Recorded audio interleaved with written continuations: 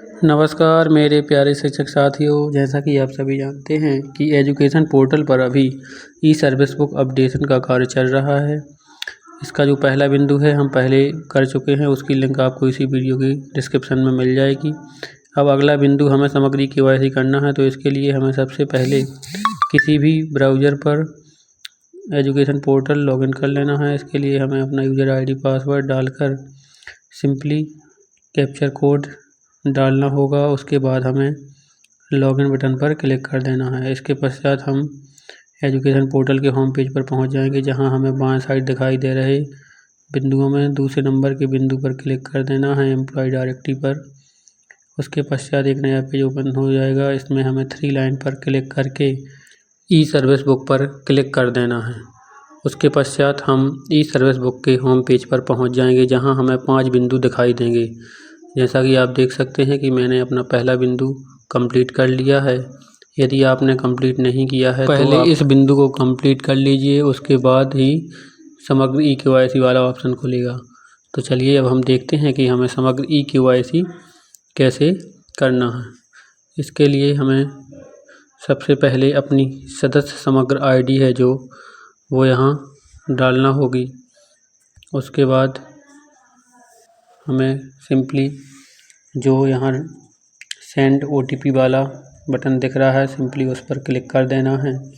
जैसे ही हम उस पर क्लिक करेंगे हमें एक पॉपअप मैसेज खुलेगा, वहाँ हमें यस पर क्लिक कर देना है। इस प्रकार देख सकते हैं आप हमारे रजिस्टर्ड मोबाइल नंबर पर OTP सेंड हो चुकी है। तो हमें अपनी OTP को यहाँ नीचे इंटर कर देना है और OTP इंटर करने के पश्चात हमें सबमिट OTP पर क्लिक कर देना है। जैसे ही हम सबमिट OTP पर क्लिक करेंगे हमें एक पॉपअप मैसेज दिखाई देने लगेगा। इसमें हमें यस बटन पर क्लिक कर देना है। देखिए इस प्रकार से हमारी OTP है जो वेरीफाइड सक्सेसफुली हो चुकी है। अब हमें जो हमारा समग्र पोर्टल पर डेटा डला हुआ है वह प्रदर्शित होने लगेगा।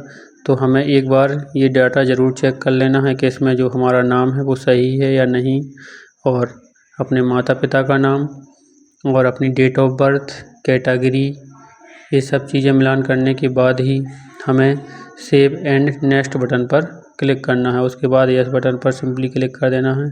देख सकते हैं आप इस प्रकार से हमारी समग्री केवाईसी है जो कंप्लीट हो चुकी है। इसके बाद हम पर्सनल इन्फॉर्मेशन वाले पेज पर पहुंच जाएंगे, जहां हमें अपनी एजुकेशन पोर्टल और समग्र पोर्टल पर दर्ज जानकारी प्रदर्शित होने लगेगी। तो हमें दोनों जानकारी का मिलान कर लेना है और उसके बाद हमें अपनी बेसिक डिटेल भरना है। हमारी बेसिक डिटेल के कुछ बिंदु पहले से भरे हुए हैं, तो हमें उन्हें मिलान कर लेना है और जो बिंदु रिक्त हैं उन्हें फिल कर लेना है। तो आइए देखते हैं। जैसे हमारी वोटर ID, आइडेंटिफिकेशन मार्क और हमारी हॉबी, इन डिटेल के बाद हमें अपनी एड्रेस डिटेल फिल करना है।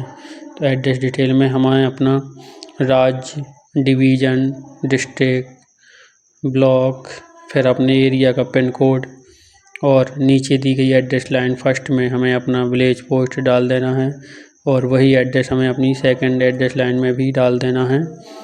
उसके पश्चात यदि हमारा परमानेंट और प्रेजेंट एड्रेस सेम है तो सेम एस पर क्लिक कर देना है। फिर हमें अपनी फैमिली डिटेल भरने के लिए सबसे पहले रिलेशन सेलेक्ट करना होगा। उसके बाद रिलेटिव का नाम डालना होगा। नाम डालने के बाद हमें डेट ऑफ बर्थ डालकर ऐड बटन पर क्लिक कर देना है। इस प्रकार से हम अपनी फैमिली डिटेल को ऐड कर सकते हैं। जैसे यदि हमें अपनी फैमिली के और भी मेंबर ऐड करना है तो इसी प्रकार से और भी मेंबर ऐड कर सकते हैं। उसके बाद हमें अपनी मैरिज डिटेल में यहाँ नीचे यदि हम पति पत्नी दोनों जॉब कर रहे हैं तो मैरिज डिटेल में रेगुलर एंड गवर्नमेंट एम्प्लॉय पर क्लिक कर देना है। उसी के बाद हमें अपनी डिसेबिलिटी संबंधी जानकारी यहाँ फिल करनी होगी और फिर हमें अपनी पोस्टिंग डिटेल में सबसे पहले फर्स्ट अपॉइंटमेंट ऑर्डर नंबर, उसके बाद फर्स्ट अपॉइंटमेंट ऑर्डर डेट, फिर ज्वाइनिंग डेट।